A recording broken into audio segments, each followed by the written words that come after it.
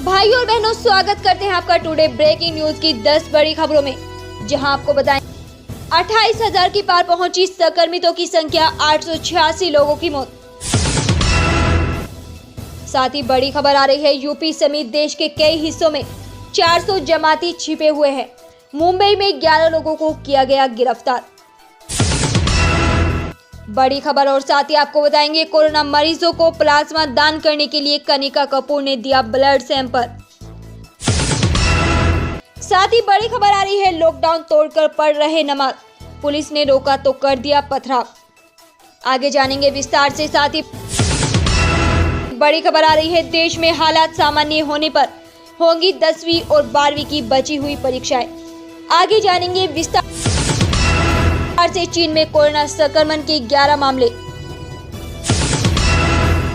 गायिका कनिका कपूर को सरोजनी नगर पुलिस ने दिया नोटिस, 30 अप्रैल को थाने में किया तलब। और साथ ही बड़ी खबर आ रही है, पेट्रोल डीजल को लेकर खुशखबरी। अगले सप्ताह से कोरोना मुक्त जिलों में खत्म हो सकता है लॉकडाउन। दोस्तों, यदि आपने हमारे चैनल को सब्सक्राइब नहीं किया है तो लाल बटन दबाकर अभी सब्सक्राइब कर लें। चलिए शुरू करते हैं टुडे ब्रेकिंग न्यूज। बड़ी खबर निकल कर आ रही है, कोरोना लॉकडाउन पार्ट 2 डे 14। 28,000 के पार पहुंची संक्रमितों की संख्या, 886 लोगों की मौत। देश में कोरोना संक्रमित मरीजों की संख्या 28,000 के पार पहुंच गई है। अब तक कुल 28,380 लोग कोरोना से संक्रमित पाए गए हैं, जबकि 886 लोगों की मौत हो गई है। इसमें से अब तक 6,362 लोग ठीक भी हो चुके हैं। दोस्तों, अगली बड़ी खबर निकल कर आ रही है, लॉकडाउन तोड़कर पढ़ रहे थे नमाज, पुलिस ने रोका तो कर दिया पथराव। महाराष्ट्र के औरंगाबाद जिले के बिदकिन गांव में एक मस्जिद में नमाज पढ़ने के लिए लोगों के एकत्रित होने की सूचना मिलने पर जांच करने के लिए पुलिस दल एक पथराव किया गया। महाराष्ट्र के औरंगाबाद जिले के बिदकिन गांव में एक मस्जिद में नमाज पढ़ने के लिए लोगों के एकत्रित होने की सूचना मिलने पर जांच करने गए पुलिस के एक दल पर पथराव किया गया। एक वरिष्ठ अधिकारी ने यह जानकारी दी है। अपराह्न 7:30 बजे के आसपास घटना हुई, जिसमें एक पुलिसकर्मी को मामूली चोट आई है। घटना की पुष्टि करते हुए जिले की पुलिस अधीक्षक मोक्षदा पाटिल ने बताया कि इस संबंध में एक मामला दर्ज किया गया है। दोस्तों, अगली बड़ी खबर निकल कर आ रही है, गायिका कनिका कपूर को सरोजनी नगर पुलिस ने दिया नोटिस, 30 अप्रैल को थाने में किया तलब। बॉलीवुड गायिका कनिका कपूर के खिलाफ कोरोना संक्रमण मामले में उत्तर प्रदेश की राजधानी लखनऊ के सरोजनी नगर थाने पर दर्ज मामले में 30 अप्रैल को अपना बयान दर्ज कराने के लिए सोमवार को नोटिस भेजा गया है।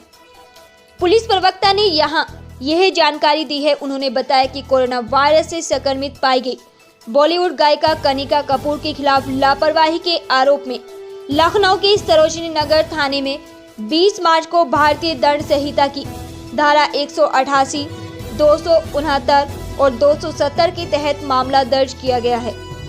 उन्होंने बताया कि इस सिलसिले में सरोजनी नगर थाना प्रभारी निरीक्षक आनंद शाही ने आज कनिका कपूर को नोटिस भेजकर उन्हें 30 अप्रैल को थाने में अपना बयान देने के लिए हाजिर होने को कहा है। दोस्तों, अगली बड़ी खबर आ रही है, चीन में कोरोना संक्रमण के 11 मामले। चीन के राष्ट्रीय स्वास्थ्य आयोग ने रविवार को कहा कि देश में कोरोना वायरस के पिछले 24 घंटों में 11 मामले सामने आए थे और इस दौरान 48 लोग स्वस्थ हुए हैं। स्वास्थ्य आयोग के अनुसार 11 नए मामले में 5 बाहर से आने वाले लोगों के हैं। देश में अब तक कोरोना वायरस के 82,827 मामले की पुष्टि हुई है और इस महामारी में मरने वालों की संख्या एक सप्ताह में 4,632 के स्थिर बनी हुई है। देश में कोविड-19 महामारी से ठीक होने के बाद अभी तक 77,300 लोगों को अस्पताल से छुट्टी दे दी गई है। देश में 800 संक्रमितों का इलाज चल रहा है, जिनमें से 50 से ज़्यादा मरीजों की हालत गंभीर है। देश में पिछले 24 घंटों में बिना लक्षण वाले 30 मामले सामने आए हैं, जिनमें से 7 विदेशों में आने वाले लोग हैं। देश में विदेशों से आने वाले संक्रमितों की संख्या बढ़कर 1634 हो गई है। दोस्तों, अगली बड़ी खबर निकल कर आ रही है। देश में हालात सामान्य होने पर होंगी 10वीं और 12वीं की बची हुई परीक्षाएं।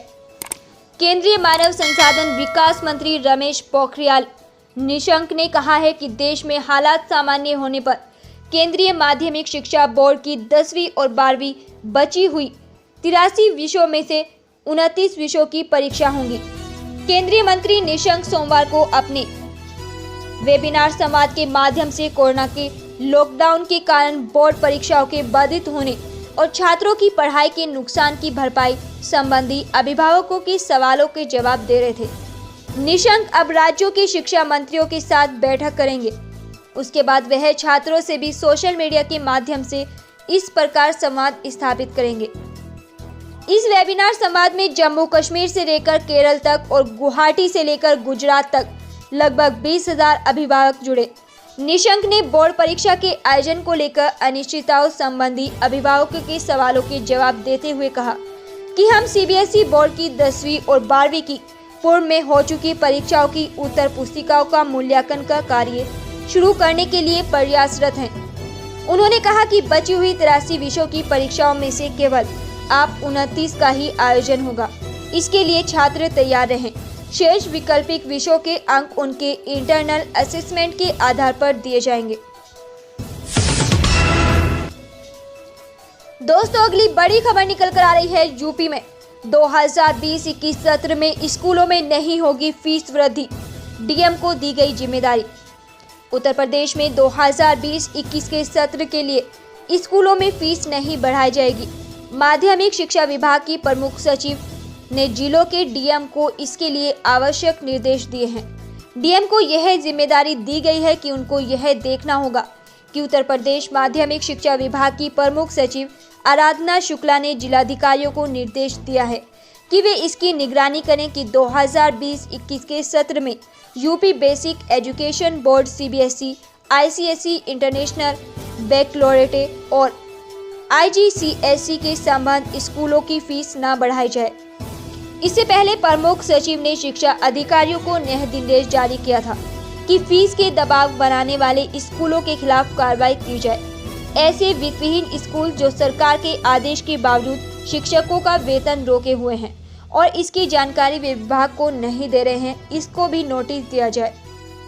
आराधना शुक्ला ने निर्देश दिया है कि प्रदेश सरकार के आदेश के बाद कोई भी स्कूल 3 माह की फीस एक साथ नहीं वसूल सकता है और इसके लिए बच्चों के अभिभावकों पर दबाव भी नहीं डाल सकता है। जो स्कूल ऐसा कर रहे हैं उनके खिलाफ एक्शन लिया जाए। उन्होंने कहा था कि कोरोना वायरस की वजह से यह आपातकाल का समय है और इसमें स्कूलों को भी अपनी जिम्मेदारी समझनी होगी। कोई भी स्कूल फीस वृद्धि ना कर पाए। दोस्तों, अगली बड़ी खबर निकल कर आ रही है। 7 दिन के भीतर प्रवासी मजदूरों को घर भेजने की योजना बताई सरकार। सुप्रीम कोर्ट ने केंद्र सरकार से पूछा है कि देश के विभिन्न हिस्सों में फंसे प्रवासी मजदूरों को उनके घर भेजने की क्या योजना है। Justice NV Ramana, justice Sanjay Kishan Kaul व जस्टिस वीआर गवई की पीठ ने गृह मंत्रालय को 1 हफ्ते में स्थिति स्पष्ट करने को कहा है। याचिकाकर्ता जगदीप इक्छोकर व वकील गौरव जैन ने याचिका दायर कर कोर्ट से गुहार लगाई है कि कोरोना जांच के बाद प्रवासी मजदूरों को उनके गृह राज्यों में भेजने का प्रबंध किया जाए। वीडियो कॉन्फ्रेंसिंग से हुई सुनवाई में याचिकाकर्ताओं के वकील प्रशांत भूषण ने कहा कि प्रवासी मजदूरों के मौलिक अधिकारों का हनन हो रहा है। मीडिया रिपोर्ट का हवाला देते हुए उन्होंने कहा कि 90% प्रवासी मजदूरों को राशन और जरूरी सामान नहीं मिल पाया है।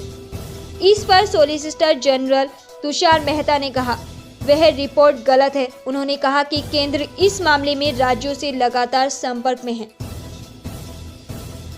दोस्तों, अगली बड़ी खबर निकल कर आ रही है। अगले सप्ताह से कोरोना मुक्त जिलों में खत्म हो सकता है लॉकडाउन।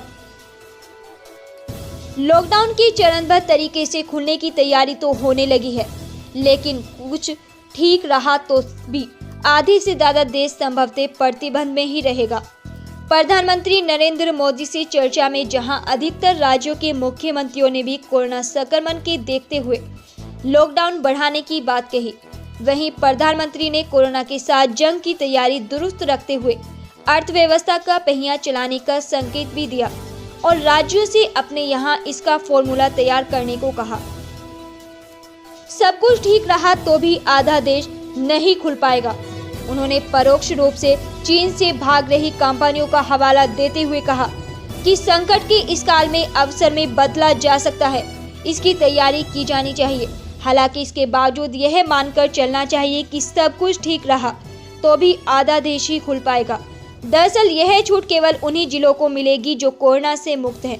औद्योगिक उत्पादन के साथ साथ ई मार्केटिंग को छूट मिलेगी। यह छूट केवल आवश्यक वस्तु तक सीमित नहीं रहेगी, लेकिन हवाई सेवा और रेल यात्रा के साथ साथ corona red zone area, mall और सिनेमा घर भी बंद रहेंगे। स्कूल कॉलेज को खैर लंबे वक्त तक बंद रहेंगे। आखिरी निर्णय अंतिम देने तक के नतीजे के बाद ही होगा। धन्यवाद।